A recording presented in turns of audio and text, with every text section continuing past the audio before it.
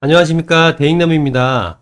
금융당국이 가계대출을 억제하기 위해 고액 신용대출의 분할성한 의무화를 추진하면서 그 여파로 이른바 영끌, 그러니까 영혼까지 빚을 끌어쓴다는 뜻이죠. 주택 매매에 들어가는 주택담보대출이 앞으로 매우 어려워질 전망인데요. 그것에 대해서 한번 알아보겠습니다.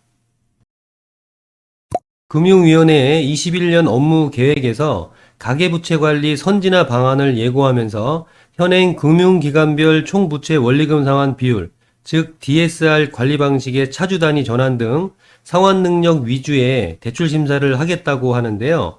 예를 들어 현행 9억 초과 주택의 주택담보대출 심사 시에만 적용되고 있는 DSR을 단계적으로 정착하겠다라는 건데요. 최근 수년간 빠르게 증가하고 있는 거액 신용대출에 대한 관리 강화 방안도 검토하고 있다고 합니다. 예를 들어 일정 금액 이상의 신용대출에 대한 원금 분할 상환 의무화 등인데요. 다만 시행 시기는 방안별로 차별화해서 단계적, 점진적으로 추진을 하겠다고 합니다. 가계대출 규제 예고로 인한 소비자들의 불만도 나오고 있다고 하는데요. 아직 뚜렷하지 않은 기준 탓에 혹여나 자신이 대상에 포함되지 않을까 전전긍긍하는 분위기라고 합니다. 지금껏 신용대출은 매달 이자만 내다가 원금은 만기에 일치 상환하면 됐지만 앞으로 일부 차주는 원금까지 매달 갚아야 해서 당장 부담이 커지기 때문입니다. 시장에 큰 충격이 가지 않도록 예외 조항을 마련할 예정이라고 하는데요. 기존 신용대출에는 원금 분할 상환을 소급 적용하지 않고 마이너스 통장은 의무화 대상에서 제외하기로 했다고 합니다. 자, 이런 신용대출 규제 예고 때문에 막차 타기 수요가 최근 급증하고 있다고 하는데요. 최근 들어 5대 주요 은행에서 신규 개설된 마이너스 통장이 3만 1000건을 넘어섰다고 합니다. 마이너스 통장 신용대출 잔액은 지난해 말과 비교하면 3주 만에 6,700억 원가량 불어났다고 하는데요.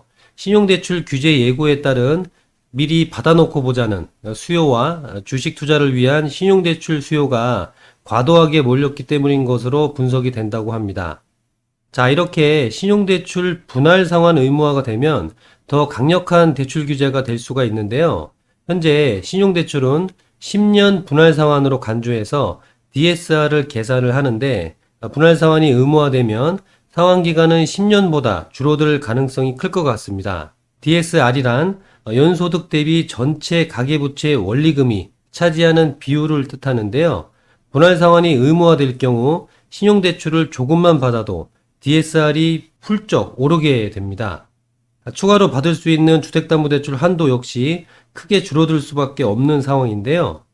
현재 투기지역, 투기 과열지구의 경우 집값의 40%까지 주택담보대출을 받을 수가 있는데 고액 신용대출을 받은 차주는 추가로 주택담보대출을 받을 수 있는 한도가 LTV 40%에 따른 한도보다도 더 낮아질 수 있다는 계산이 나오게 됩니다. 아직까지는 분할 상환을 적용할 고액 신용대출의 기준이 정해지진 않았지만 연소득 8천만 원을 넘는 고소득자가 받는 신용대출 총액이 1억 원을 넘으면 차주 단위 DSR 규제 40%가 적용되고 있기 때문에 기준이 1억 원으로 잡힐 것이란 관측이 현재까지는 아주 우세합니다.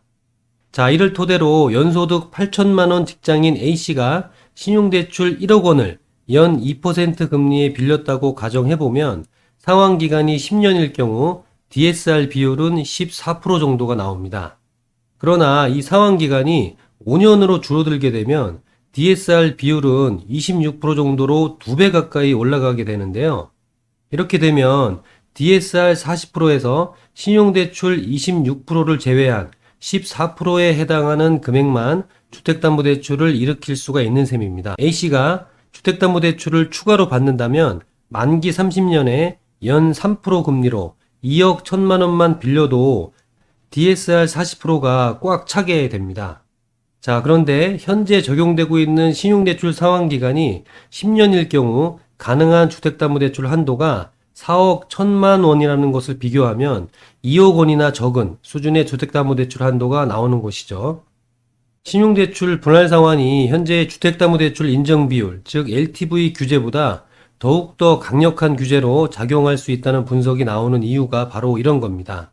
투기지역이나 투기과열지구에서는 주택가격 9억 원 이하분까지는 LTV 40%, 9억 초과분에 대해서는 LTV 20%를 적용하고 있어서 주택 가격이 높아질수록 불리해질 수 있을 것으로 예상이 됩니다. 예컨대 서울 내에서 10억 원짜리 집을 산다면 LTV 한도가 3억 8천만 원까지 주담대를 받을 수가 있는데, 이 경우에도 신용대출 분할상환 의무화가 적용된다면 더욱더 불리해지기 때문에 앞으로 정부에서 발표하는 대출 규제에 촉각을 세우고 예의주시할 필요가 있을 것 같습니다. 현재까지 알아본 바로는 금융당국에서 시뮬레이션을 돌려봐야 하는 만큼 신용대출 분할상환 기간이 어느 정도로 조정이 될 것인지 등에 대해서는 확답을 하기 어렵다고 하는데요. DXR이 확대되면 주택담보대출 등이 다소 어려워질 것으로 예상이 된다고 합니다. 자, 지금까지 정부에서 신용대출 분할상환 의무화를 발표한다는 내용에 대해서 알아봤고요. 영상에 도움되셨다면 구독과 좋아요, 다른 분께도 공유 부탁드립니다. 감사합니다.